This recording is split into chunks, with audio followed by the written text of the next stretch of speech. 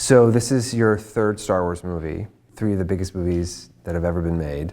How's that changed how you view the world? Knowing that there was this three-film trajectory that was happening, as abstract as that was for me, and at the same time the uncertainty of not knowing that I had to do something, but not knowing how it was going to be used.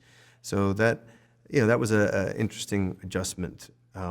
Now having finished the whole arc of it and kind of being here at this moment that seemed so far away at that time when we were first kind of venturing out onto this journey, it's really wild. It's a really wild place to be, and like being on the top of the mountain, kind of looking back down to the thing that you just climbed and thinking, wow, I never thought I'd get this far. But and it's also been an interesting journey as an actor with the development of a character that's always been a bit of a wild card as far as the energy and his use in the story. So yeah, that's been unusual as well.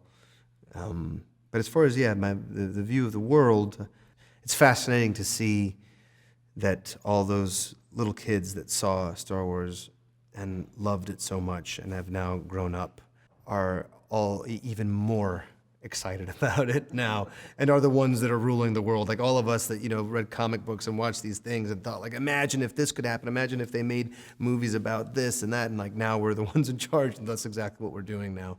It's just kind of a funny time, and I think it's not a time that any one of us could have imagined. Has it changed how you see yourself at all, making these movies and being in the phenomenon of them?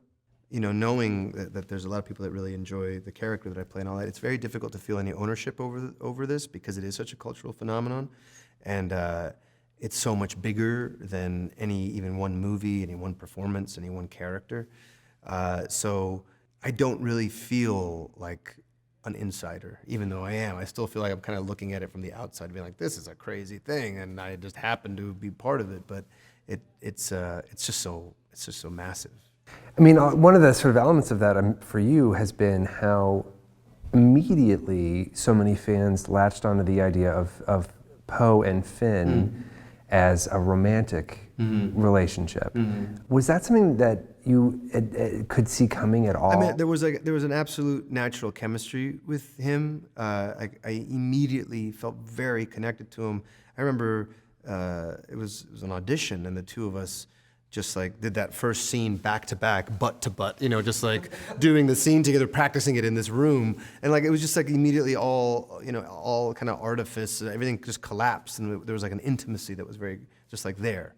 And I think the fact that neither of us shied away from that while we were shooting as well, I think it just was like, these are two guys that, are happy being intimate with each other emotionally, and that, so it wasn't actually a total shock that people wanted to saw that in there. Personally, I kind of hoped and wished that maybe that would have been taken further in the other films, but I don't have control over that. You've got like this huge amount of expectation that is completely separate from the people who are actually making the thing, and you are sort of in the middle of it in a way. How's that been for you to navigate? Well, it didn't feel like, I never felt that there was these big fan expectations for Poe. There was, people felt certain things for him, but there wasn't necessarily like, I hope they better do this with Poe in the next one, or they better do that. So I never really felt that so much. If anything, I think that in the first one, I was able to do the trick that I kind of always do, which is really allow put myself in a mentality that like, well, no one might see this, and it's not about that, and really it's just about what's happening right now, and there's no control over what it's going to be. It was difficult in the second one to kind of maintain that illusion, after seeing how massive it was. So the battling with self-consciousness, and already there's something about these kind of movies that invite one to be even more self-conscious, because there's just so much looking out, looking back into it, like, what is this tone? What are you supposed to be doing? It's a very specific, small window, target that you're supposed to be hitting, and so that was definitely a challenge.